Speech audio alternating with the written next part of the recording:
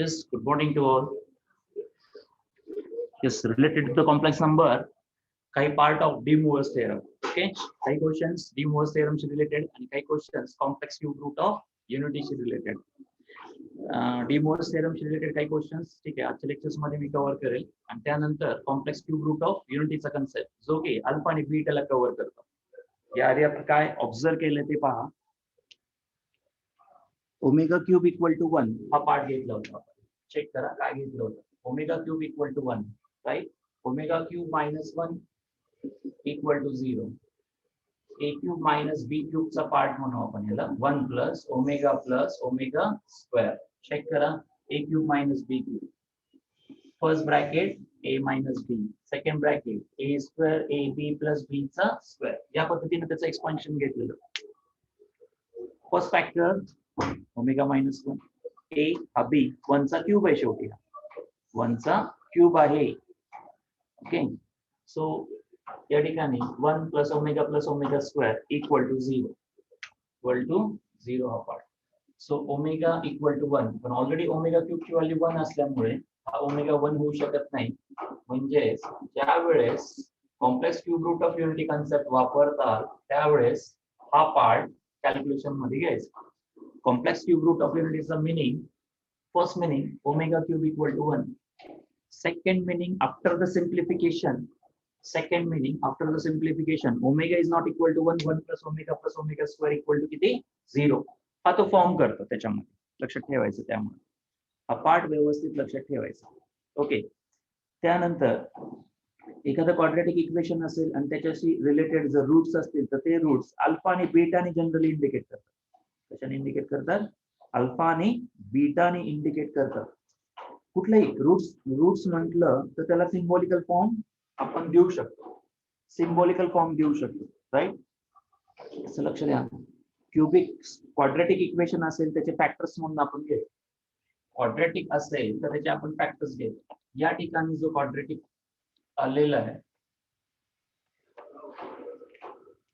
या क्यूब वरून cubic route वरून जो क्वाड्रॅटिक फॅक्टर आलाय तो काय आहे?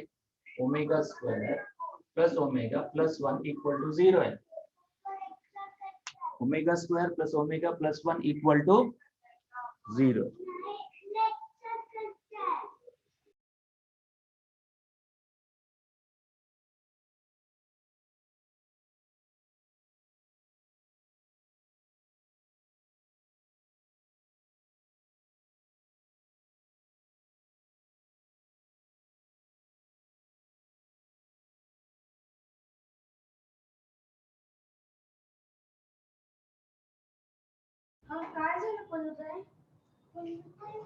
Omega square plus omega plus 1 equal to 0. Complex cube root of युनिटीचा concept. Okay.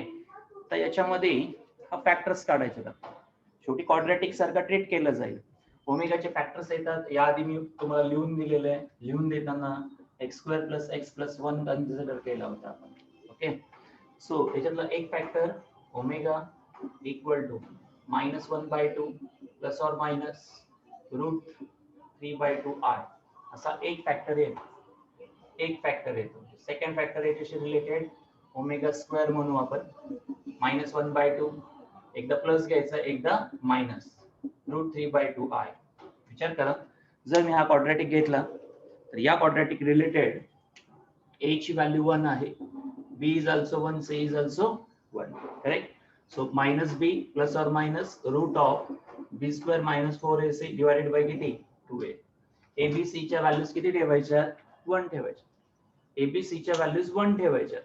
So minus B plus or minus root of B square minus 4ac divided by 2a हा concept त्यामध्ये ठेवलं की हा पार्ट मिळेल तुम्हाला.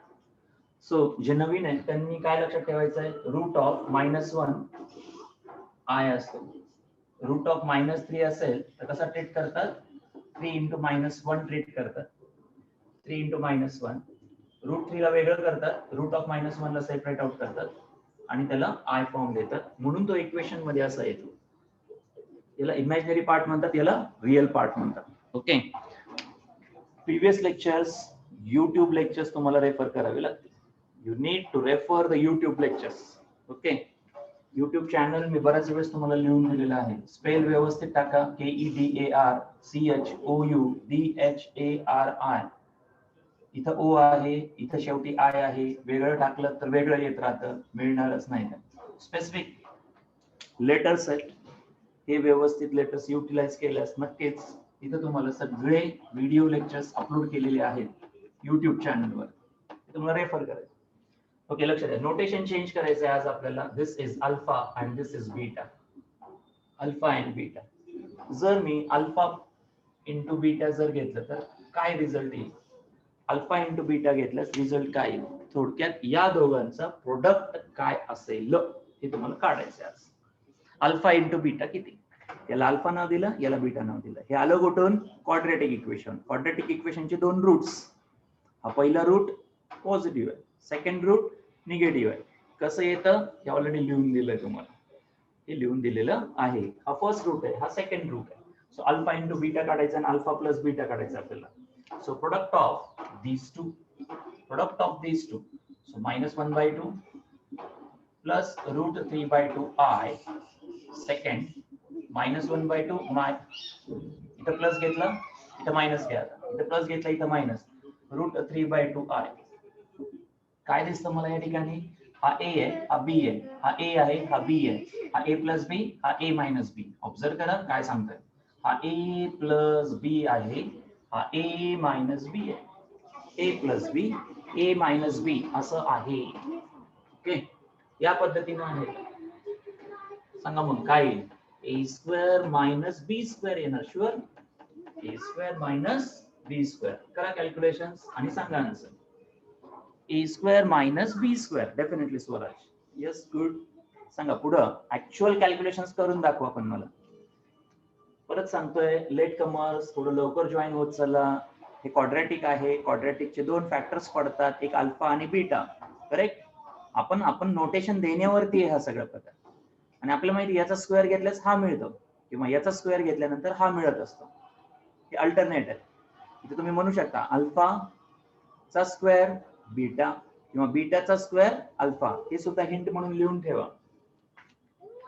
अल्फाचा जर स्क्वेअर घेतला तर बीटा येतो, mark it as important.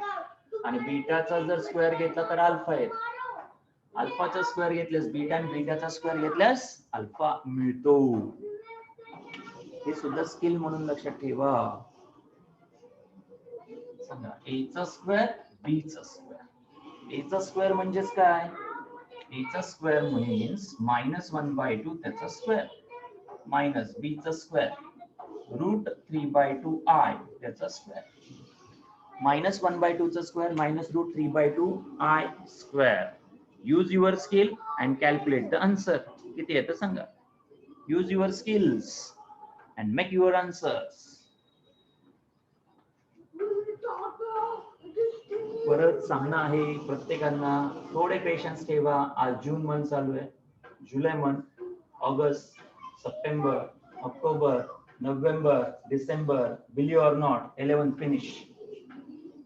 Sir कॉलेजला तर जाऊ द्या सर.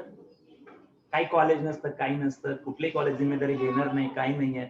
मॅथ्स मध्ये 18 चॅप्टर्स, 18 चॅप्टर्स आहे.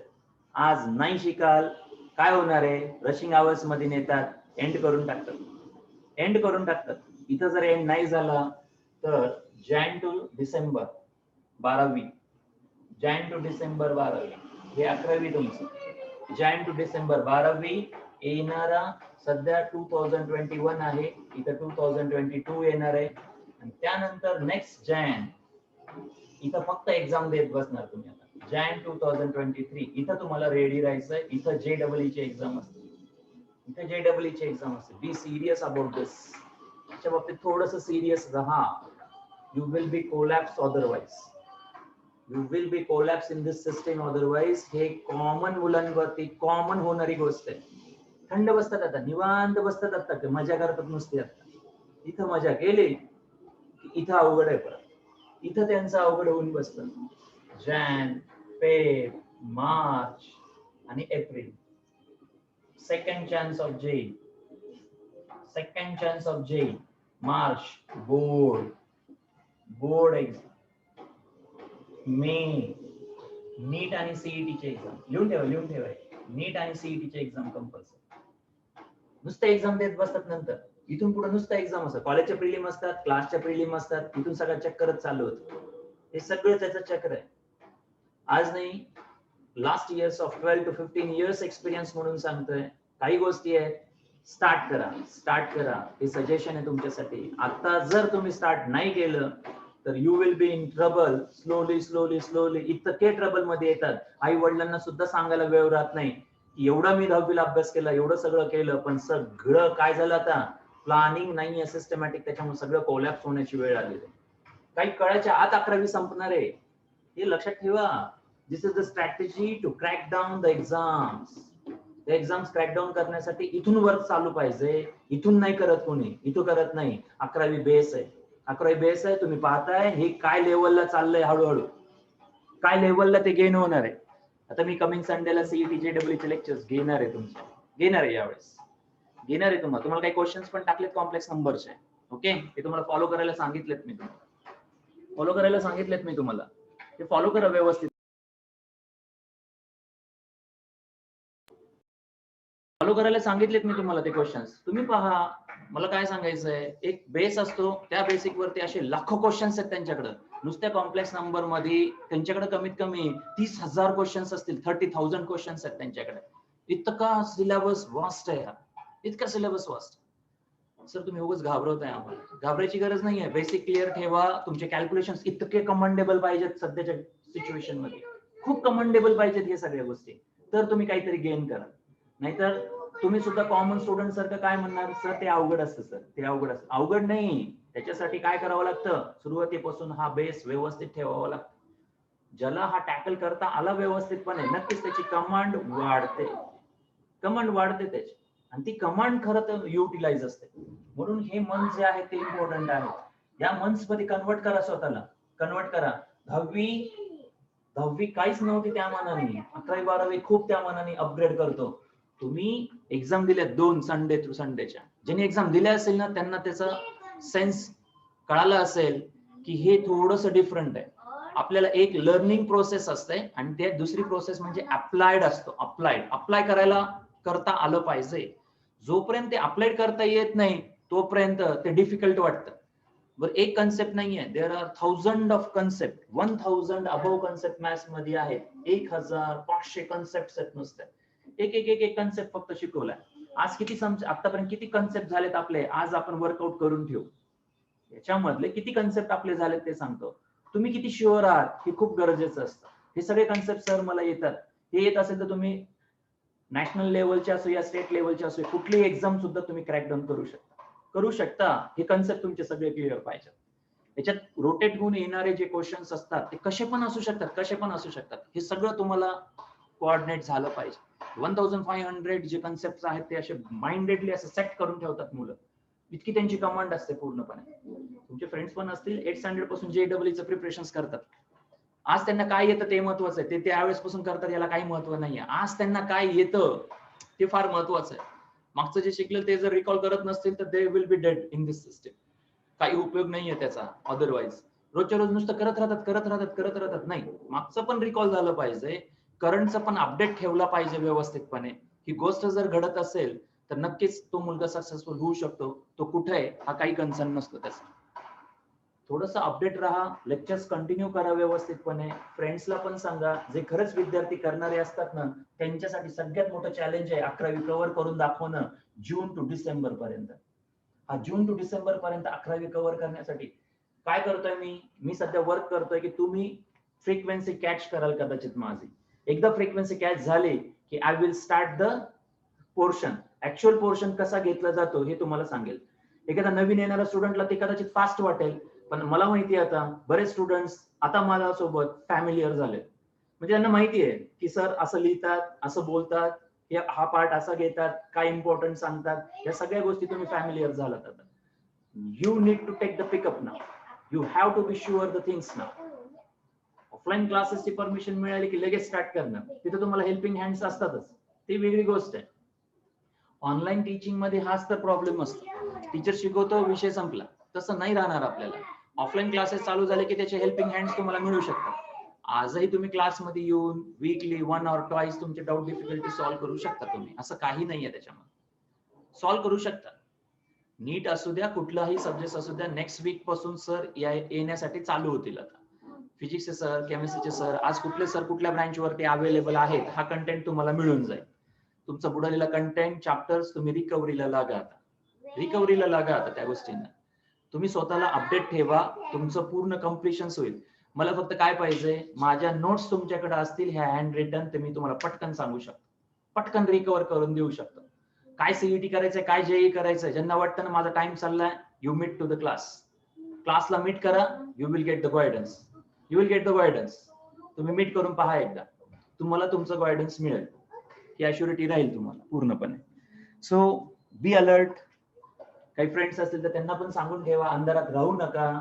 हा जर एकदा काळ संपला की 11वी गेली की 12वी बरोबर डुबल्याशिवाय राहत नाही. 12वी डुबते म्हणजे डुबते, ही हिस्ट्री आहे पुणेकरांची आतापर्यंतची. 11वी रिलॅक्स काढायचं, 12वी बघू काय करायचं ते. 12वी बघू नाही, 11वी जर कमांड नाही आलं तर 12वी ती येत नाही, येतच नाही कमांड ते. 12वीचा वैयक्तिक लोड खूप जास्त आहे, 12वीच्या सिलेबसचा वैयक्तिक लोड खूप जास्त आहे.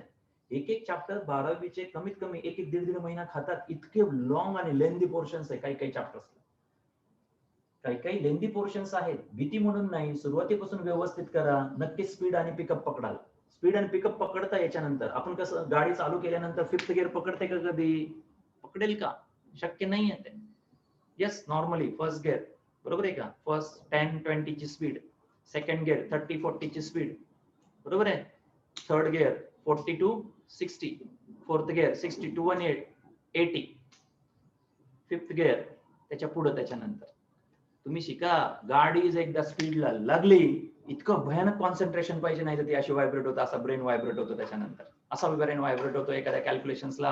आणि ही कमांड जो असा स्थिर ठेवू शकतो, कितीही स्पीड मध्ये गाडी, कितीही स्पीड मध्ये जाऊ द्या सर, मी स्टॅग्नंट राहू शकतो, या पद्धतीने स्टॅग्नंट राहू शकतो. असं जर व्हायब्रेशन झालं त्याच्यामध्ये की तो कोलॅप्स झाला म्हणून समजायचं. सिस्टीमला कोलॅप्स होतात विद्यार्थी अक्षरशः. किती भला मोठा क्लास असू द्या, मी तुम्हाला सांगतो काही कामाला येत नाही त्याच्यानंतर. का? कारण आपलं ब्रेन ज्या वेळेस स्टॉप होतं एखाद्या वर्किंग पासून, नक्कीच गेनिंग डाऊन होऊन जातं. आपण फक्त पाहतो आणि पुढे जातो, त्याला काही मिनिंग नाहीये. आलं पाहिजे, याला भर द्या. आज तुमच्याकडे वेळ आहे, तुम्ही डेडिकेशन्स द्या. आज खरंच तुमच्याकडे वेळ आहे, तुम्ही थोडंसं डेडिकेशन द्या या गोष्टींना. पुस्तक कलेक्ट करा, नोट्स कलेक्ट करा, स्टार्ट करा, सुरुवात करा. वेळ पाहू नका, वेळ काढ. चॅप्टर हा कॉम्प्लेक्स नंबर सगळा कव्हर केला, तुम्ही पहा, तुमचे कन्सेप्ट सगळे क्लिअर केलेत त्या मानाने. तुम्ही क्वेश्चनची प्रॅक्टिस करा, तुमचे डाऊट डिफिकल्टी तुम्ही विचारले पाहिजे. Keep the constant updates on this. लगेच त्याचे सीईटी, लगेच त्याचे जेई करा, मी तुम्हाला हेल्प करतो. तुम्ही चालू करा, तुम्हाला हेल्प मिळेल त्याच्या बाबतीत. तुम्ही वाट बघू नका. कुणी घेण्यानी इंजिनियर किंवा डॉक्टर नाही झालेला, मी तुम्हाला सांगतो, इनिशिएटिव्ह त्यांचा खूप मोठा होता त्या स्टुडंटचा, आणि ते आज खूप हायर स्टेजला आहे. असं मान करून बघावे लागते ते कुठे आहेत आज. आपण गल्लीतले मुलं बघतो आजूबाजूचे, अरे जॉब नाही, इंजिनिअरिंग करू नको, काही उपयोग नाहीये. त्यांना काय माहितीये, त्यांनी कधी केलंय काय? हे केलंच नाहीये त्यांनी कधी त्यांच्या आयुष्यात. करून पहा, याच्यातला आनंद खूप मोठा आहे. एकदा आपल्याला यायला लागलं की ती गोष्ट खूप डिफरंट लेवलला जाते. आपल्यामधला आत्मविश्वास, कॉन्फिडन्स वाढला पाहिजे शेवटी, आणि तो कॉन्फिडन्सच तुम्हाला पुढे घेऊन जाऊ शकतो, कोणी पुढे नाही घेऊन जाऊ शकणार. तुमच्या आत्मविश्वास जर नसेल तर तुम्ही मागे राहणार. मी तुम्हाला खरं सांगतो, तुमच्यात आत्मविश्वास पाहिजे की मी हे प्रत्येक पुस्तकामध्ये क्वेश्चन्स मी सॉल्व्ह करू शकतो आणि कमांड मिळू शकतो त्याच्यामध्ये.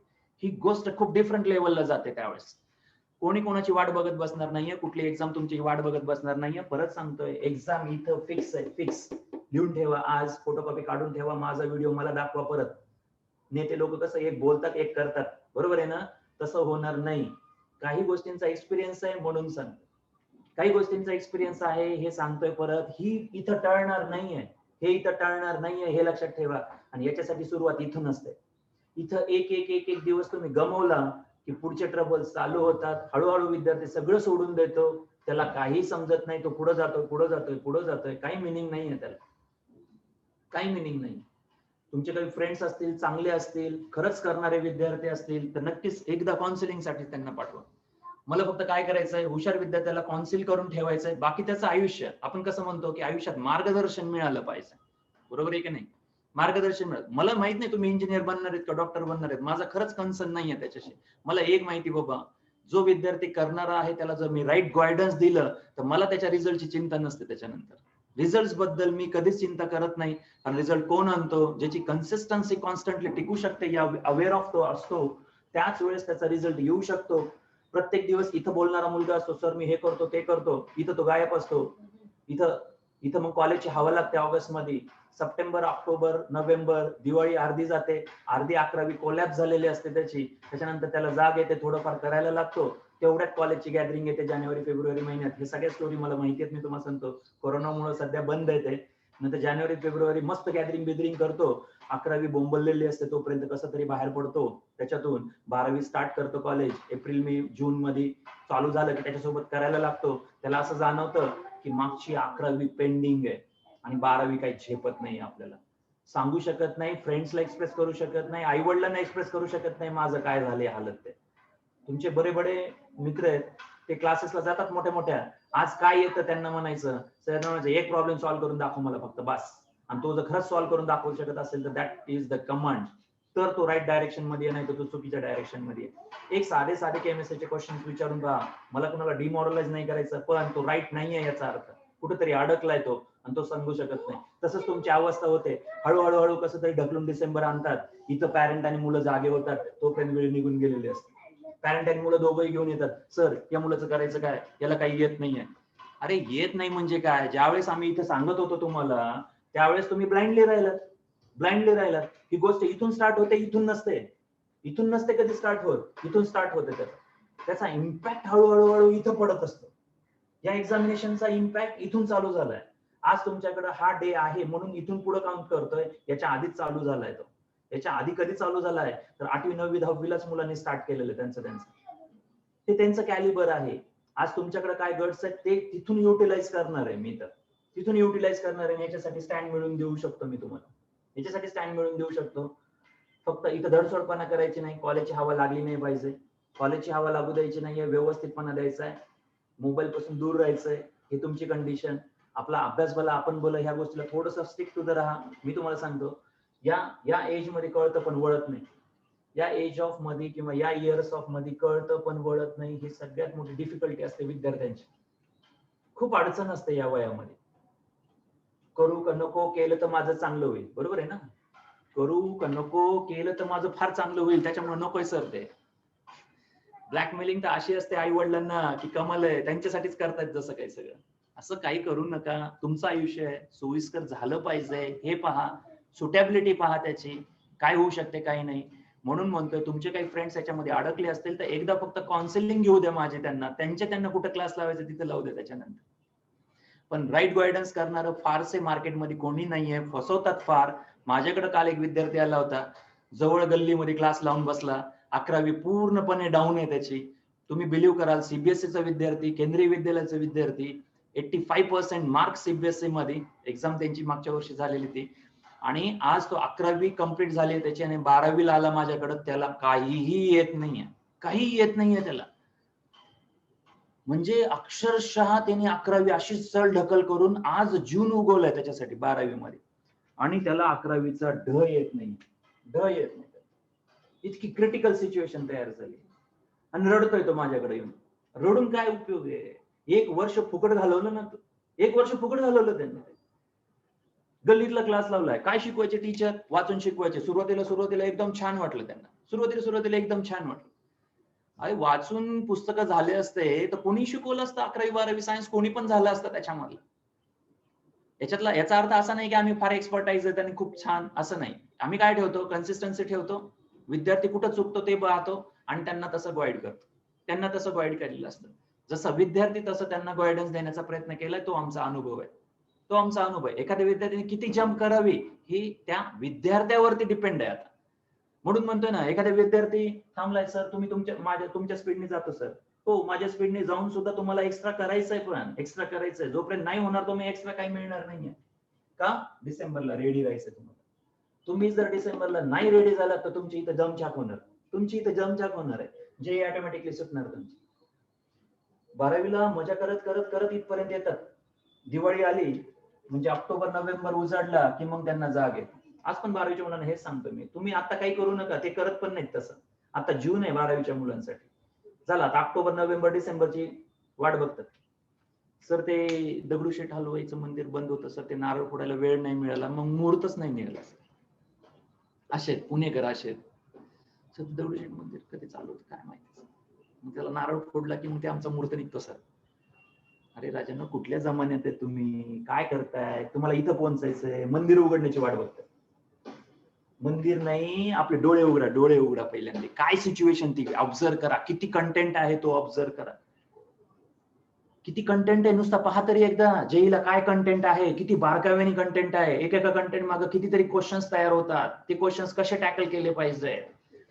एक सब्जेक्ट नाहीये, फिजिक्स आहे, केमिस्ट्री आहे, मॅथ्स आहे, ज्यांचं बायो असेल बायो आहे, त्याच्या व्यतिरिक्त तुम्हाला इंग्लिश, अदर सब्जेक्ट करणं आहेच. मी म्हणतो ना, आज तेवढा लोड घेण्यापेक्षा आज एक एक सब्जेक्ट करायला लागा, करायला लागा. That will be fruitful. कधीतरी तुम्हाला ते कमांडेबल बनवेल, कधीतरी कमांडेबल बनवेल तुम्हाला. बर्डन पेक्षा काय सांगतोय हे ऑब्झर्व करा. ज्या गोष्टी चालू आहेत त्या कमांडेबल बनवा, खरंच त्या फ्रुटफुल राहतील तुम्हाला पुढे चालून, फ्रुटफुल राहतील तुम्हाला. बी सिस्टमॅटिक, थोडं तरी सिस्टमॅटिकपणा तुमच्यात येऊ द्या. खरंच सायन्स जवळ करतं, नाही तर सायन्स दूर फेकून देतो विद्यार्थ्यांना, जवळ सुद्धा येऊ देत नाही. येऊ देत नाही म्हणजे डिग्री मिळते ना, डिग्रीची काळजी करू नका, तुम्हाला तेच तर सांगतोय. डिग्रीची तयारी करून ठेवली आहे तुमची, 100 मार्क्सचा कंटेंट आहे, 70 मार्क्स थेअरीला आहे, 30 मार्क्स प्रॅक्टिकलला आहे. प्रॅक्टिकल सेपरेट पास व्हायचं, थेअरी पेपर सेपरेट पास व्हायचं. त्याच्यासाठी काही क्वेश्चन्स इथं इझी विचारतात, हे तर तुमच्या कॉलेजच्या हातचे मार्क आहेत. थोडंसं गाड आहे ते, तुम्हाला माहिती आहे कसं गोड बोलायचं शिक्षकांना, कसं पटवायचं त्यांना. मग ते बरोबर 30चे 29, 28, 25च्या खाली तर तुम्हाला येऊ देणार नाही, तुम्ही जर व्यवस्थित वागत असाल. हा, तुम्ही जर शिक्षकांचे दिंडोडे उडवले तर ते तुम्हाला ठेवणार नाही. ते तुम्हाला बरोबर वाट लावणार तिथे तुमची. तुम्ही जर शिक्षकांना तोंडावर बोलत असाल काही गोष्टी, तर ते कोणी सहन करून घेणार नाहीये, कारण हे मास त्यांच्या हातात असतं. हे मास त्यांच्या, थोडासा रिस्पेक्ट ठेवा त्यांना. शिक्षक आहेत जे तुम्हाला माहिती कसं पटवायचं त्यांना. एवढं तर शिकलात तुम्ही ती गोष्ट, कसं मॅनेज करायचं. हे 30 कसे मिळवले पाहिजेत हे तुमच्या हातात आहे. आता या 70 मध्ये बराचसा स्पेस असा आहे की 1 marks question, 2 marks question, 3 marks question, ते तुम्ही थोडं जरी अभ्यास केला तर होऊ शकतं. बोर्डाची तयारी झाली तुमची, बोर्डाला बिलकुल घाबरायची गरज नाही. आता आपण येतो सीईटी आणि जेई सारख्या एक्झाम वरती. त्यावेळेस मात्र आपले ट्रबल चालू झाले. काय ट्रबल आहे? रेग्युलर शिकून चालत नाही, नुसतं रेग्युलर करून चालत नाही. You need to something input again. तुम्हाला तुमचं इनपुट अगेन द्यावं लागणार आहे. त्याच्यासाठी परत सेपरेट बुक्स आहेत, परत समरी पार्ट आला, वेगवेगळे क्वेश्चन्स आले, ऑल ओव्हर इंडियाचे क्वेश्चन्स आले. ज्यावेळेस आपण ते सॉल्व्ह करतो, त्याच्यातल्या डाऊट डिफिकल्टी क्लिअर करतो, definitely it study goes to the next level. आणि ती नेक्स्ट लेवलच त्यांना पाहिजे, नेक्स्ट लेवलच पाहिजे. म्हणजे करणारे विद्यार्थी त्यांना शॉर्ट आउट करायचे. सोपं नाहीये. पुण्यासारख्या ठिकाणी 25,000 मुलं एक्झाम देतात, साधारण 1000 मुलं फक्त क्वालिफाय जेईला, 1000 मुलं क्वालिफाय. चेष्टा नाहीये, सिस्टमॅटिक पण आहे. चेष्टा नाहीये, सिस्टमॅटिक पण आहे. हा जोपर्यंत येत नाही तोपर्यंत तो मुलगा या 1000 मध्ये ऍड होऊ शकत नाही. त्यांनी कमीत कमी इथून तरी स्टडी स्टार्ट केलं पाहिजे. याच्यानंतरचा वेळ जर तो घेत असेल तर कदाचित बर्डन खूप मोठं आहे, खूप मोठं आहे. तो सस्टेन करू शकतो किंवा नाही करू शकत हे माहित नाही. म्हणून मी तुम्हाला सांगतो, बऱ्याच वेळेस असं होतं, एखाद्याकडे पैसे नसतात, पण ते विचार करत नाही, बघू आपण नंतर बघू, 11वी जाऊ दे, तू घरी कर, मग 12वीत आपण काहीतरी करू. मी तुम्हाला खरं सांगतो, त्या मुलगा कम्प्लीट कोलॅप्स झालेला असतो बिचारा. हुशार असतो, सिस्टमॅटिकपणा असतो, सगळं असतो. फ्यू थिंग्स मुळे काय होतं त्याचं, हे 5-6 महिने एकदा गेले की त्याचं बर्डन इथं तयार होतं. कालची स्टोरी आहे. आलेला विद्यार्थी, मी तुम्हाला सांगतो, मनाने इतका कोलॅप्स झालेला आहे अक्षरशः. का? कारण 11वी काहीतरी कुठंतरी लावून ठेवलं आणि ते वाचून शिकवायच्या पुस्तकातून, व्यवस्थित सिलेबस घेतला नाही. 11वी सगळी बोंबवली. 18 पैकी फक्त 6 चॅप्टर घेतले, 12 चॅप्टर तर घेतले सुद्धा नाही त्यांनी. इतकी अडचण क्रिएट झाली आहे त्याला. आता आलाय माझ्याकडं, जून टू डिसेंबर, सिच्युएशन अनकंट्रोलेबल तयार झाली आहे. तरी सुद्धा हेल्पिंग हँड्स आम्ही ठेवतो अशा विद्यार्थ्यांना. फक्त मला करणारा विद्यार्थी पाहिजे. करणारा विद्यार्थी असेल तर इथून सुद्धा स्टार्ट करतो. फक्त काय होतं, त्या मुलाची दमछाक खूप होते. त्या मुलाची दमछाक मात्र खूप होते. या 6 महिन्यामध्ये खूप पेशन्स ठेवून त्याला वर्क करावं लागतं. आणि बोटावर मोजणे एवढेच विद्यार्थी काय करतात, इथं खरं वर्क करतात, त्याला जाणीव झालेली असते. आज तुम्हाला जाणीव करून देतोय, 1 वर्ष आधीच जाणीव करून देतोय. Be alert, be alert, otherwise system मध्ये कोलमडताल तुम्ही. त्याला मराठी शब्द आहे कोलमडणे. इंग्लिश मध्ये काय रे बाबा, इंग्लिश एक्सपर्ट आहेस तुम्ही, कारण माझं मराठी मीडियम होतं. माझं मराठी मीडियम होतं. थोडासा विचार करा. माझी रिक्वेस्ट आहे, जे खरंच चांगले विद्यार्थी आहेत, तुमचे फ्रेंड्स आहेत, त्यांना एकदा काउन्सिलिंग होऊ द्या. कारण मला फक्त त्यांना अभ्यासाला गाईड करायचं आहे. अभ्यासाचं गायडन्स त्यांनी घ्यावं माझ्याकडून. का? कारण या फील्डमध्ये जवळपास 12 ते 15 वर्ष वर्क केल्यानंतर मला एक गोष्ट समजली बाबा, करणारा विद्यार्थी मागं पडायला नको. त्याला ऍटलीस्ट गायडन्स दिलं ना, त्याचं तो डायरेक्शननी त्याचं तो करत राहतो. मनी मॅटर हा सेकंड थिंग आहे, त्याला लावायचा नाही लावायचा सेकंड थिंग आहे. पण बरेच मुलांबाबतीत असं घडतं की त्यांना योग्य मार्गदर्शन मिळतच नाही. योग्य मार्गदर्शन त्यांना मिळत नाही. मी तुम्हाला सांगतो, असे मार्केटमध्ये शिकवणारे खूप आहेत, तुम्हाला खूप आहेत, मी तुम्हाला खरं सांगतो. पण का शिकायचं आणि कशासाठी शिकायचं हे सांगणारे फार कमी आहेत. मी तुम्हाला खरं सांगतो, मी दोन्ही गोष्टी करतो. हे पण शिकवतो, मार्गदर्शन पण चालवतो. जसा विद्यार्थी तसं मार्गदर्शन सुद्धा लागतं. एखादा विद्यार्थी फास्ट असतो, तो उशिरा येऊन नाही उपयोग होत. एखादा विद्यार्थी स्लो आहे, तो माझ्याकडे सुरुवातीपासून आहे, त्याच्या बाबतीत ट्रीटमेंट फार वेगळी द्यावी लागते. त्याला बुस्टिंग ठेवावं लागतं सारखं. हे आलं पाहिजे, हे केलं पाहिजे, ही बुस्टिंग कायम ठेवावी लागते विद्यार्थ्यांना.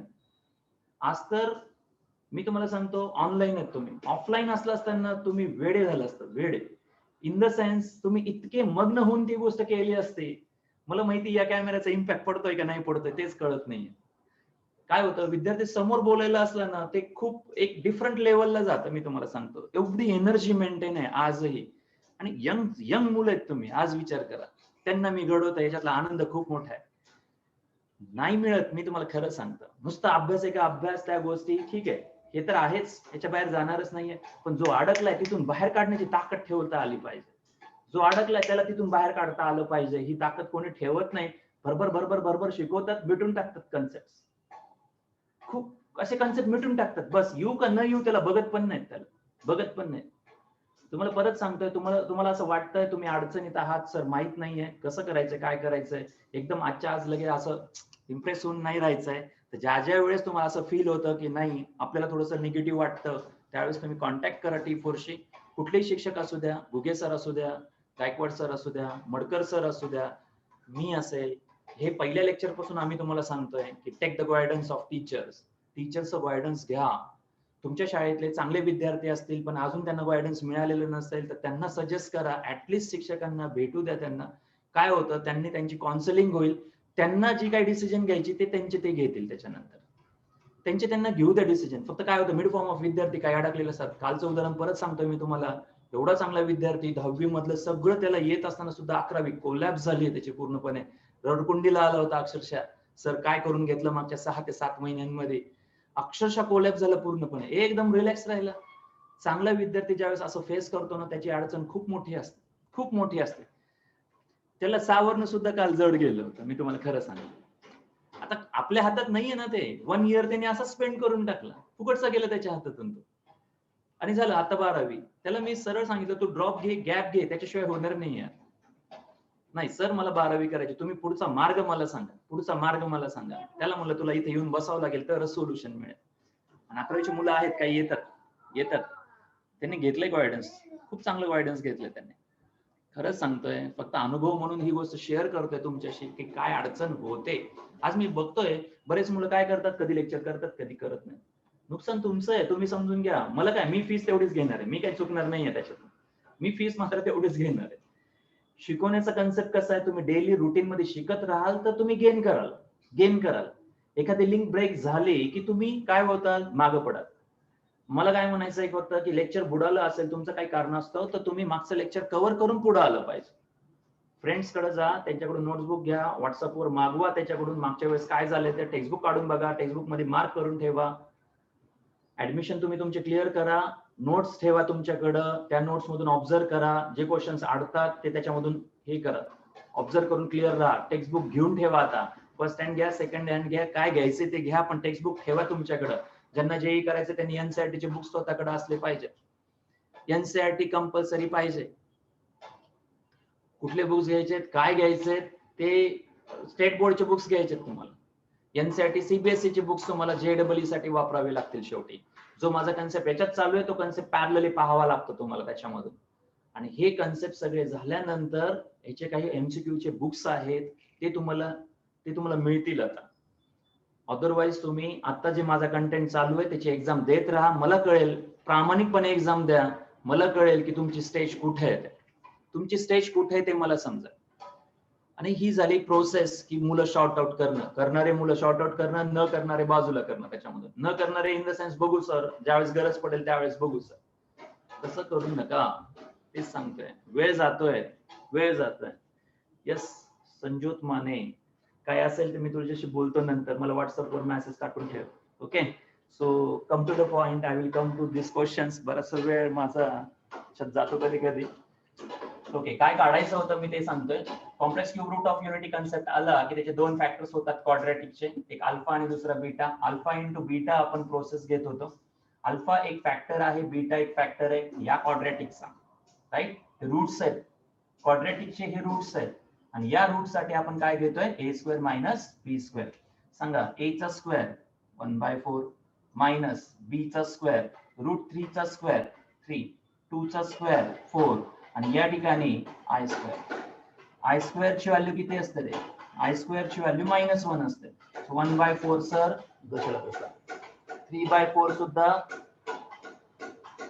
अल्फा बीटा नाव आहे, नाव. या क्वाड्रॅटिकचे दोन रूट्स असतात, बरोबर आहे. या क्वाड्रॅटिकला दोन रूट आहेत, एक रूट अल्फा, दुसरा रूट बीटा. अल्फा आणि बीटा. जसं आपण क्वाड्रॅटिक इक्वेशन घेतो x² + x + 1 = 0, याचे दोन रूट येतात x चे, तसं याला अल्फा म्हणायचं आणि दुसऱ्या रूटला बीटा. लिहून ठेवा, अल्फा आणि beta are the roots of the given quadratic equation, जो की ओमेगा मध्ये आहे. x ऐवजी ओमेगा मध्ये आहे, x ऐवजी ओमेगा मध्ये आहे. ओके, या साईडला लिहितो, थोडंसं या साईडला लिहितो, पुढच्या कंटिन्युएशन मध्ये लिहितो. लक्ष द्या, काय झालं इथं, -1/2 चा स्क्वेअर 1/4 मायनस √3 चा 3 / 4 आय स्क्वेअर. आय स्क्वेअर ची value -1, so 1/4 plus minus 3/4 into -1. इथला -1 आणि minus plus, because i square ची व्हॅल्यू -1, सो 1/4 प्लस 3/4. 1/4 प्लस 3/4 चे कॅल्क्युलेशन्स करा आणि सांगा final answer. Numerator 1 + 3, denominator same आहे 4/4, so answer is 1. Answer is 1. So लक्षात ठेवायचं, conceptually alpha into beta is 1 for the complex cube root of unity. For the complex cube root of unity alpha into beta is 1. Okay, लिहिलं सर्वांनी, हे लिहिलं का? आता काढा रे अल्फा प्लस बीटा. कोण सांगतं पटकन, अल्फा प्लस बीटा किती? अल्फा प्लस बीटा किती? Calculate your answer. Alpha plus beta किती? अल्फा प्लस बीटा किती? Yes Rishika, yes correct. Alpha plus beta सांगा रे पटकन. या दोन गोष्टी तुम्हाला लक्षात ठेवायच्या आहेत. It will be useful for the CET and JEE. त्याचे लवकरच लेक्चर मी या संडेला घेणार आहे. या चॅप्टरचा संडेला सगळ्यांनी चॅप्टर युट्यूब वरून करून ठेवायचा आहे. संडेला याच्यावरती सीईटी आणि जेई चे क्वेश्चन्स तुम्हाला घेण्यात येतील. ज्यांचं सीईटी आणि जेई असेल त्यांच्यासाठी संडेला टायमिंग असेल 4 to 6. 4 to 6 हा टायमिंग असेल इव्हिनिंगला. सेपरेट लेक्चर असेल तुम्हाला याच्याविषयी संडेला. संडे 4 to 6 सीईटी आणि जेई कॉम्प्लेक्स नंबर वरती राहील.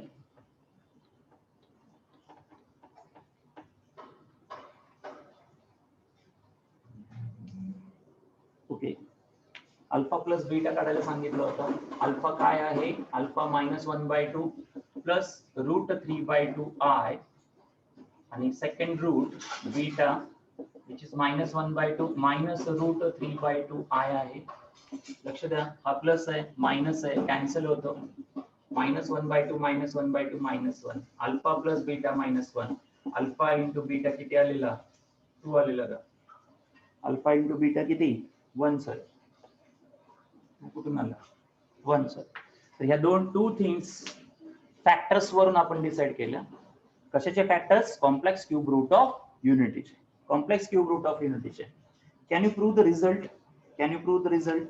Alpha square beta square, alpha square beta square, alpha into beta किती सांगू शकता किती? Alpha square beta square alpha into beta is what? हे तुम्हाला प्रूव्ह करायचं. किती येतं ते सांगायचं. किती येतं हे मी तुम्हाला सांगू शकतो, पण तुम्ही स्वतःहून काढून दाखवा हे कसं काढतात. How to find out. How to find out.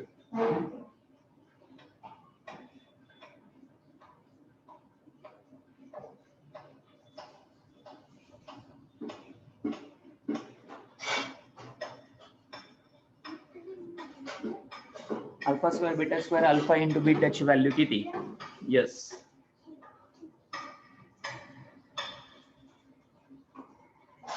Rishita answer बरोबर आहे, पण कसं काढलं? येस वर्षिका.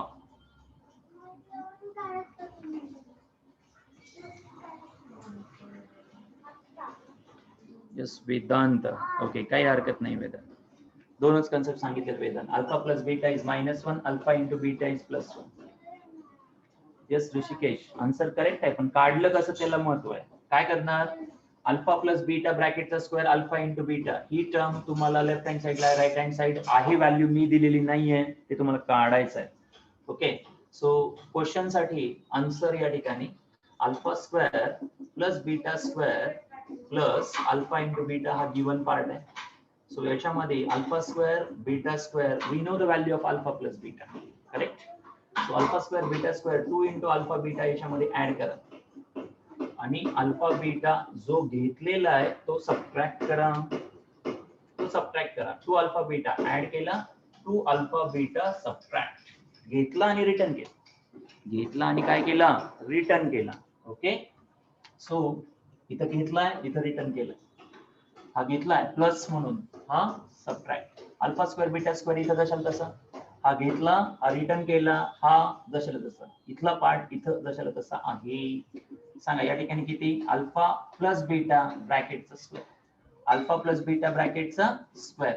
या दोघांमध्ये difference minus alpha beta, minus alpha beta. बरोबर आहे. Now we know the two values. What is the final answer?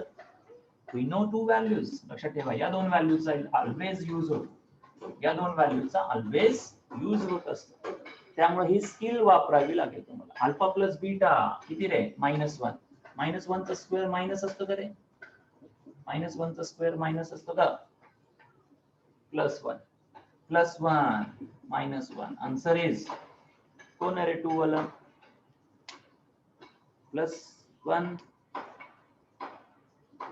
1 + 1 येतं का? अल्फा प्लस बीटा किती? -1 ना, त्याचा स्क्वेअर. बरोबर आहे ना? येस साक्षी, वर्षिका चेक करा, चेक करा. Alpha plus beta bracket square minus alpha beta. Yes Varshika, Sakshi cross check. बरोबर आहे का? काय झालं या ठिकाणी चेक करा. Alpha square beta square alpha बीटाची व्हॅल्यू तुम्हाला विचारली होती. तुम्हाला काय करावं लागेल? एक्स्ट्रा वर्क करावं लागेल. काय एक्स्ट्रा वर्क? काय extra work? Alpha square beta square मध्ये 2 अल्फा बीटा ऍड केला. का केला? a square b square 2 into a into b, म्हणजे a प्लस बी ब्रॅकेटचा स्क्वेअरचं हे expansion. a plus b bracket square हे एक्सपान्शन आहे त्याचं. काय झालं याचा अर्थ? Alpha plus beta is -1. Alpha plus beta is -1, त्याचा स्क्वेअर मायनस अल्फा इंटू बीटाची value +1. Alpha into beta is +1. Alpha plus beta is -1. Okay, या पद्धतीने आन्सर 0 क्वेश्चन मार्क, जो की question mark. Okay, related part लक्षात ठेवा. सगळ्या फॉर्म्स ऑफ थोडं पार्ट कन्सेप्च्युअली तुम्हाला घेतलाय. हा कन्सेप्ट महत्वाचे आहेत सगळे. जेवढेही ज्यांच्याकडे सगळा पार्ट नोटबुक मध्ये आहे असे किती जण आहेत रे? Raise the hand. Raise the hand sir. पहिल्या लेक्चर पासून सगळं आहे सर तुमचं माझ्याकडे. असे किती जण आहेत? असं किती जण आहेत? स्वच्छ हँडरायटिंग मध्ये लिहिलेलं कोणी आहे का असं? Raise the hand. 6 participant raise the hand. Very good. You are maintain नाव. येस. या पद्धतीनं शेवटपर्यंत मेंटेन राहायचं तुम्हाला. शेवटपर्यंत मेंटेन राहायचं. पहा तुम्ही रिझल्ट तुमचा तुम्हाला एक्सपेक्टेड होता 10वी पेक्षा बेस्ट रिझल्ट तुमचा असेल. बेस्ट रिझल्ट तुम्ही मेंटेन करू शकाल. काय करायचंय? फारसे कष्ट नाही आहेत. जे चालू आहे ते व्यवस्थित मेंटेन ठेवायचंय तुम्हाला फक्त बस. खूप मोठा डिफरन्स येईल. ज्यांच्याकडे स्वच्छ हँडरायटिंग मध्ये लिहिलेलं असेल ना रे सगळं, माझी रिक्वेस्ट आहे 8793403231 ला पोस्ट करू शकाल? कोणीतरी एक जणांनी तो पोस्ट करा. सर करेल कोणीतरी, त्या भानगडीत राहू नका प्लीज. कोणीतरी तुमचे मित्र अडचणीत आहेत त्यांना हेल्प करायचे. येस, कोणीतरी रेज द हँड. एक जण स्वच्छ लिहिलेला आहे सर, आय कॅन सेंड. एक जण कोणीतरी. येस, श्रावणी अडाव. श्रावणी या नंबर वरती व्हॉट्सअप करायचं ते सगळं material. First page, second page, third page, fourth page. Image पाठवली तरी चालेल. रिक्वेस्ट हा. तुमचे फ्रेंड अडचणीत आहेत त्यांना मला वरती काढायचं. मी माझ्या पद्धतीने घेऊ शकतो, पण लिहिलेला पार्ट असेल पटकन समजून सांगता येतं. जे अडचणीत आहेत त्यांना मी क्लिअर करू शकेल ऍटलिस्ट. Okay, thank you. या पार्ट ऑफ पुढं काही क्वेश्चन डी मोर्स बाबतीत स्टुडंटने रिक्वेस्ट केली होती. ओके, सो अल्फा बीटाचा कन्सेप्ट समजला का प्रत्येकाला? ओके, काही क्वेश्चन्स मध्ये तुम्हाला डी मोर्स रिलेटेड कन्सेप्ट फक्त सांगत होतो. Use de Moivre's theorem and simplify. use de Moivre's theorem and simplify. Use de Moivre's theorem and simplify. Cos of 2 theta plus I sin 2 theta. I sin 2 theta raised to the power 7. Denominator. Cos 4 theta plus I sin 4 theta. Cos 4 theta plus I sin 4 theta raised to the power 3. Raised to the power 3. Yes, कुठला form आहे कोण सांगतं? हा जो internal आहे त्याला कुठला form म्हणतात? याला कुठला फॉर्म म्हणतात? cos 2 theta plus I sin 2 theta. याला कुठला फॉर्म म्हणतात? याला पोलार फॉर्म म्हणतात. ओके, सांगा बरं याचा एक्सपोनेन्शियल फॉर्म काय? याचा एक्सपोनेन्शियल फॉर्म कसा एक्सप्रेस करणार? प्लस आहे I sin theta कॅरी करतोय. सो लिहून ठेवा साइडला. e raised to I theta equal to cos theta plus I sin theta. Okay, e raised to minus I theta equal to cos theta minus I sin theta. Two things need to remember always. Okay, सांगा याचं conversion. e raised to I how many theta? 2 theta. परत त्याची power किती पण? 7. Denominator सांगा. e raised to I किती times? 4 theta. raised to the power किती आहे? 3. raised to the power 3. हे झेपलं का? हे झेपतं का रे प्रत्येकाला? हा ब्रॅकेट आहे. या ब्रॅकेट मध्ये 2 थीटा आहे. सो I नंतर 2 थीटा जस्ट मेन्शन करा. 2 थीटा मेन्शन करा. raised to the power 7. Denominator मध्ये cos चा अँगल 4 थीटा आहे. e raised to I 4 theta. raised to the power किती? 3. raised to the power 3. Okay, now 7 into 2 14. e raised to I it becomes 14 theta. कसा आला रे? 7 into 2. 7 into 2. या ठिकाणी 3 into 4. 3 into 4. इथं 12, इथं 14. So इथं 14 आला. e raised to 3 into 4 12. I 12 theta. Right? Laws of indices. काय सांगतो laws of indices? a raised to m raised to n असेल तर a raised to m into n असते. m into n असते. मल्टिप्लिकेशन्स मध्ये सांगा रे पुढे काय? हे दोन्ही combine. e raised to I 14 theta. e raised to minus I किती? 12 theta. हा पार्ट डिनॉमिनेटर मध्ये आहे. ऑब्झर्व करा, this is positive. While it comes to the numerator, it becomes negative. हा डिनॉमिनेटर मध्ये पॉझिटिव्ह आहे, न्यूमरेटर मध्ये असल्यास निगेटिव्ह. करेक्ट? बरोबर आहे का? बरोबर आहे का? या पद्धतीने डी मोर्स थेरमचा यूज होतो. बरोबर आहे का? समजून घ्या, व्यवस्थित समजून घ्या. हा पार्ट जशाला तसा हा पॉझिटिव्ह आहे, न्यूमरेटर मध्ये घेतल्यास निगेटिव्ह बनतो.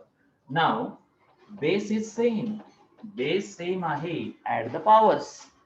बेस सेम आहे at the powers. Base same आहे. काय base e to the power i common घेतोय and subtract the form. 14 theta minus 12 theta. Theta सुद्धा कॉमन येतो. सॉरी, थीटा सुद्धा कॉमन घेतल्यास ब्रॅकेट मध्ये 14 मायनस 12 राहतं. 14 मायनस 12 राहतं. 14 minus 12. So e raised to I into 2 theta. E raised to I into किती? 2 theta. So final answer polar मध्ये लिहा cos 2 theta plus I sin 2 theta. Make it polar form again. कळाला use? एक्सपोनेन्शियलचा use कळाला का? हा part याच्यामध्ये convert करतात आणि याचा exponential form easily laws of indices follow करतो. हे टू थिंग्स तुम्हाला लक्षात ठेवायच्या. टू थिंग्स तुम्हाला लक्षात ठेवायच्या आहेत. समजेल का क्वेश्चन?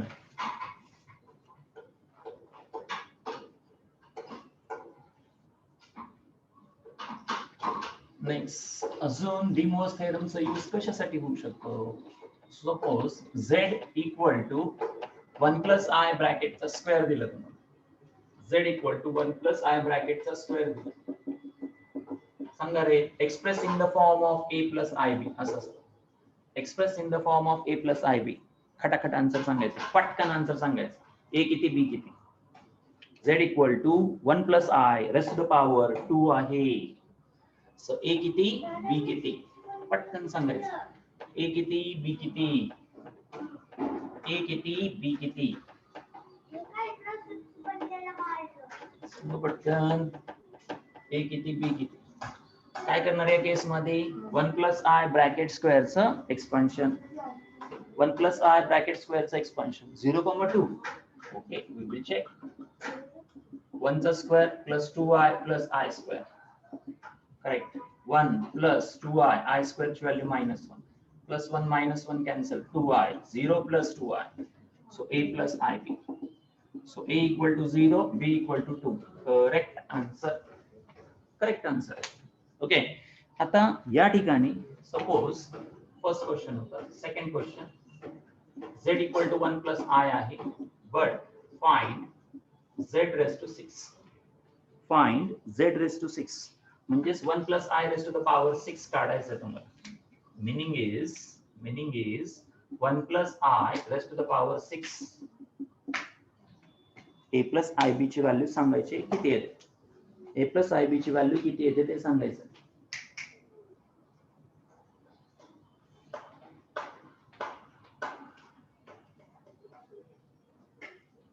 a plus a आणि b ची व्हॅल्यू. a आणि b ची व्हॅल्यू सांगता येईल. ए आणि बी किती येईल सांगता येईल का? या केस मध्ये फाइंड आउट करताना काय केलं पाहिजे? लक्ष द्या. How to use the de Moivre's theorem. De Moivre's theorem कसा अप्लाय होतो या केसेस मध्ये? डिफरंट पॉवर्स ऑफ झेड काढण्यासाठी डी मोअर्स थेरमचा युटिलाइज होऊ शकतो. लक्ष द्या. कशा पद्धतीनं? आपण फक्त 1 प्लस आय चा विचार करू. 1 प्लस आय चा विचार करा. 1 प्लस आय ला सपोज हा झेड आहे. 1 प्लस आय राईट. सो याच्यामध्ये z equal to a plus i b शी कम्पेअर करा. a equal to 1, b equal to 1 आहे. बरोबर आहे. याच्यामध्ये मॉड ऑफ z किंवा r काढा. मॉड ऑफ z और r काढा. किती होईल? Root of a square plus b square. आपण x square plus y square करतो. आठवतं? आपण x y नाव देऊ वाटलं तर. ओके, हा x आहे, हा y. काही फरक पडत नाही. a b द्या, x y द्या. a b दिला काय आणि x y दिला काय सेम. नोटेशन आहे शेवटी. X square plus y square. याला काय म्हणतात रे? काय म्हणतात याला? याला काय म्हणतात? किती? Root 2. R is root 2 right. सांगा tan थीटा किती? tan theta equal to y by x. tan theta equal to 1 by 1. tan theta equal to किती? 1. थीटा इक्वल टू किती रे? कुठल्या अँगल साठी? Yes Sumit, very nice, fast आहे. Okay, सांगा बाकीचे सांगा पटकन. 45 degree. Yes 45 degree. How to write it in radian? Radian कसा लिहिणार? Equal to pi by 4.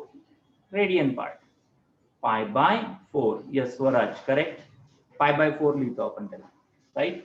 आता याचा पोलार फॉर्म लिहायचा मला. How to write the polar form. R आणि थीटा मध्ये एक्सप्रेस करा झेड ला. So z equal to r cos theta i sine theta. R बाहेर ठेवा. आर बाहेर ठेवा. Cos theta plus i sine theta.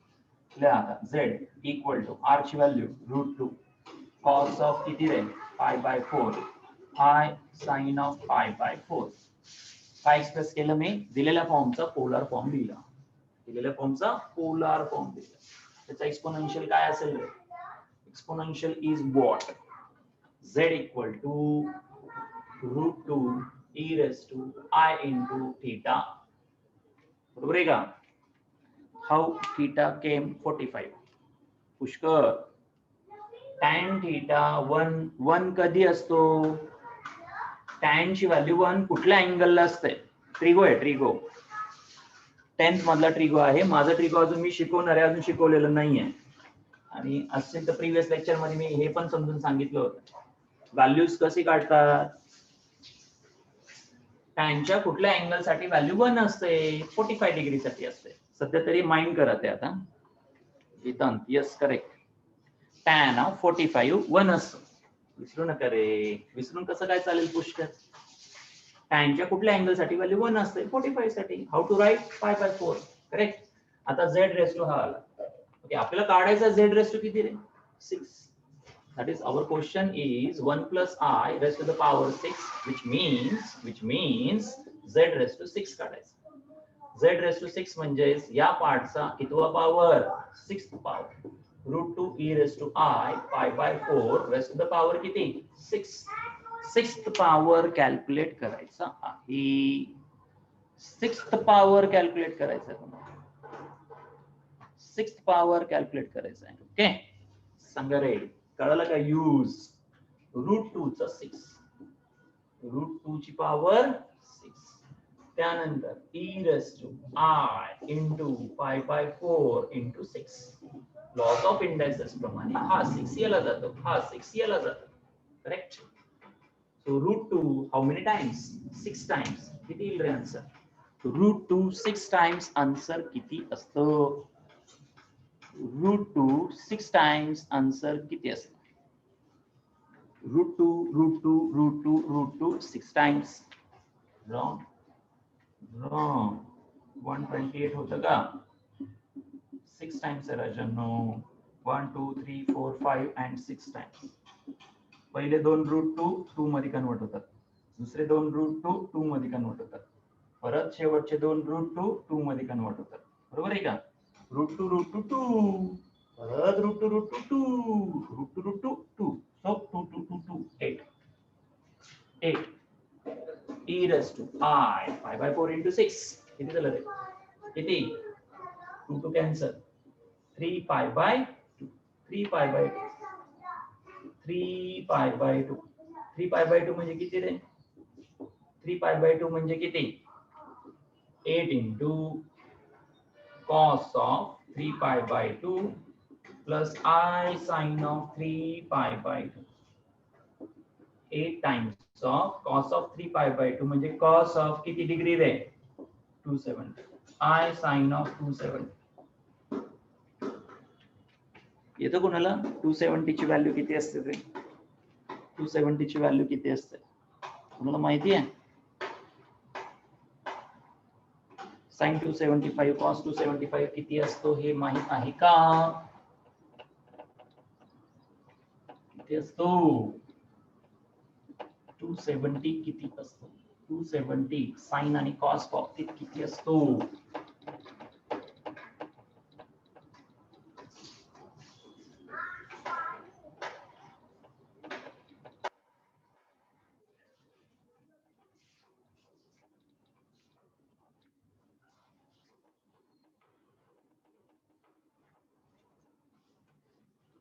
Cos ची व्हॅल्यू यस नंतर येईल ट्रिगो मध्ये तुम्हाला. cos 270 0 असतो लक्षात ठेवा. sin 270 -1 असतो. sin 270 -1 असतो. So z becomes 8 into z raised to 6 sorry 8 into इथं 0 लिहा minus plus I इंटू -1 करा. So z raise to 6 equal to 8 into किती -i. So z raise to 6 equal to -8i is the final answer. म्हणजेच question होता तुमचा 1 + i raise to the power 6. आता हे कुठं आणि कसं ट्रिगोशी रिलेटेड आहे, म्हणून मी क्वेश्चन टाळत होतो शक्यतो. कारण काय होतं, हे मध्ये मध्ये खूप येणार तुम्हाला, ते ट्रबल करणार. बऱ्याच जणांना आता 3/2 कळतच नाही, ते डायरेक्ट लेक्चर सोडून निघून जातात. तसं करू नका, कन्सेप्ट समजून घ्या. नंतर हे होणारच आहे तुम्हाला. असं नाही की स्किप आउट करेल काही. 270 कसं काढतात, sin 270 कसं काढतात, हे कमिंग लेक्चर्स मध्ये आहेच तुम्हाला. ट्रिगोशी रिलेटेड आहे, त्यामुळे मी शक्यतो हे टाळत होतो. कारण जोपर्यंत ट्रिगो येत नाही तोपर्यंत हा पार्ट थोडासा डिफिकल्ट. ट्रिगो जमत नाही तोपर्यंत हा पार्ट थोडासा टफ जाणार तुम्हाला. ट्रिगो खूप परफेक्ट पाहिजे याला.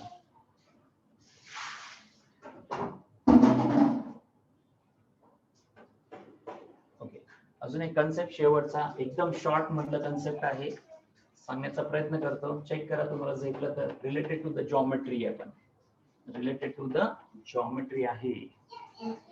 ओके, क्वेश्चन आहे find the equation in Cartesian coordinates. Find the equation in Cartesian coordinates. Find the equation in Cartesian coordinates. Find the equation in Cartesian coordinates of the locus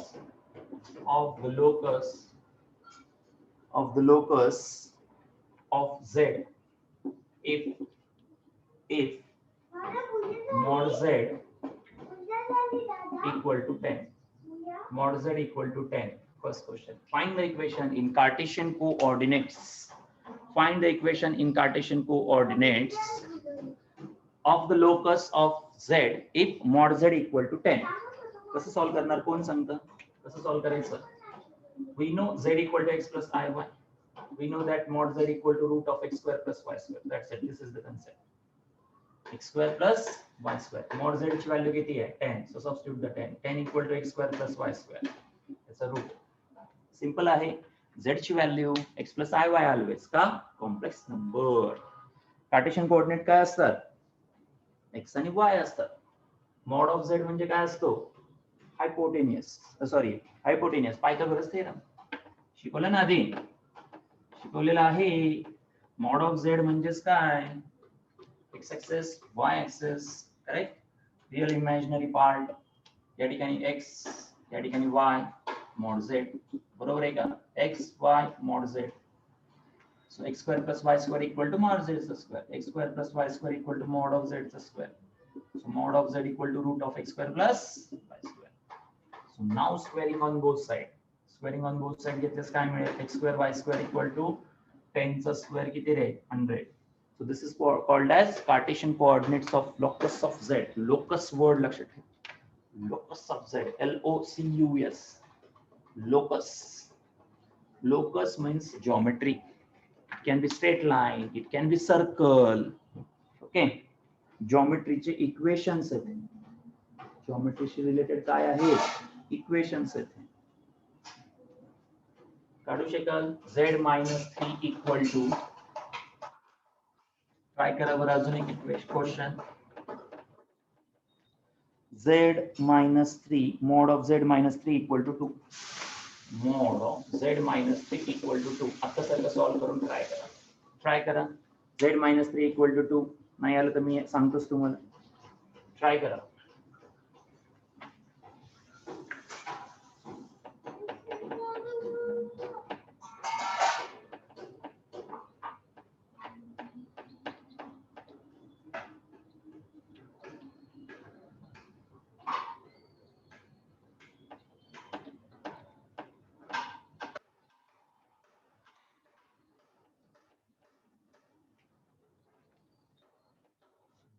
सांगा रे, z म्हणजे काय? 4 येत answer. Yes correct. पण काय आणि कसं? z equal to किती परत? x plus i y. Substitute here. Mod of z किती? x plus i y minus 3 equal to किती आहे? 2. सांगा रे, x मायनस 3 रिअल पार्ट वेगळा करा, इमॅजिनरी पार्ट वेगळा केला.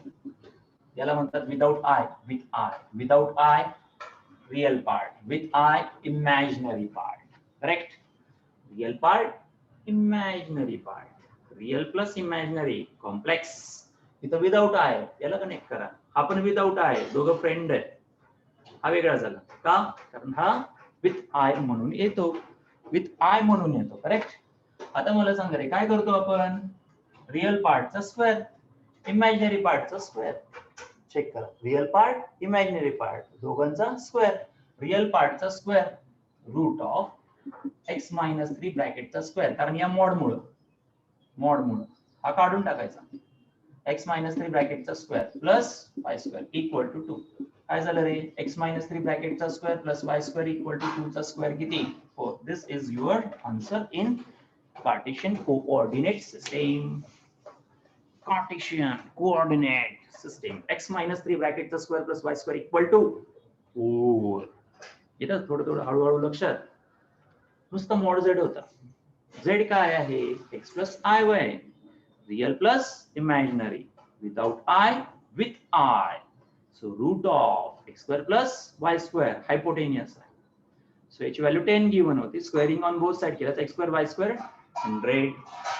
इथं झेड -3 आहे, काही प्रॉब्लेम नाहीये. झेड किती टाकायचा? X plus i y. X plus i y टाकला, पण हा 3 विदाउट आय, हा विदाउट आय. एकत्र विदाउट आय टर्म्स एकत्र करायचे, विथ आय वेगळा केला.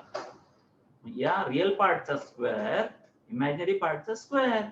एक्स मायनस 3 ब्रॅकेटचा स्क्वेअर प्लस वाय चा square equal to 2. X minus 3 ब्रॅकेटचा स्क्वेअर वाय चा स्क्वेअर इक्वल टू 4. करेक्ट? समजतं का? कार्टेशियन फॉर्म म्हणतो. कुठलं फॉर्म? कार्टेशियन फॉर्म मध्ये आपण इक्वेशन कन्वर्ट केलेलं, that is called as locus. याला लोकस म्हणतात, याला लोकस म्हणतात. असं असतं, लोकस म्हणतात याला.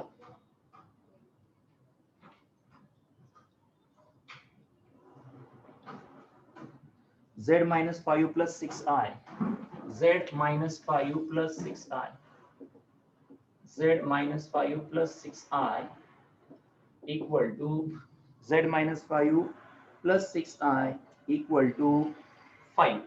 कराल क्वेश्चन? करणार का? Solve and tell me the answer. Right answer.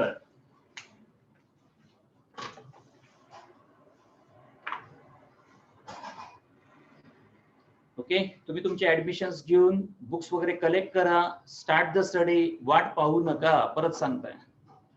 You should take your admissions. Be with us. We will be guide you the whole songs of the June, July, August, September पर्यंत तुम्हाला तुमची command येऊन गेलेली असेल. या field of काय करायचं काय नाही करायचं हे ज्याला क्लिअरली कळतं, he will get the good guts in the science field. थोडस अश्युअर राहा त्या गोष्टींबाबतीत. Okay, start the study and collect your materials. Okay, thank you. Try करा क्वेश्चन. नेक्स्ट लेक्चर मध्ये घेईलच हा पार्ट, रिवाइज करून देईल तुम्हाला चॅप्टर. आणि संडेला याच्यावरती तुम्हाला सीईटी आणि जेई चे लेक्चर्स असतील. एक झलक सीईटी काय असतं आणि जेई काय असतं. ओके, सीईटी काय असेल आणि जेई पर्यंत क्वेश्चन्स कसे विचारले जातात.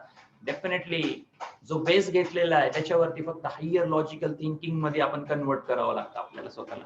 ओके, तसं डेफिनेटली आहे. युट्यूब वरचे लेक्चर्स जॉईन करा. ते सगळे लेक्चर्स लिहून काढा व्यवस्थितपणे, तर तुम्हाला सीईटी आणि जेई झेपेल. त्याच्याशिवाय झेपणार नाही. बरोबर आहे का Tanishka?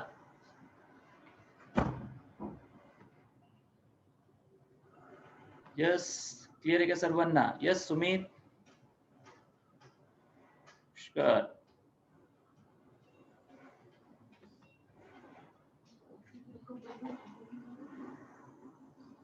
Okay, you have chemistry lecture, join that and enjoy that.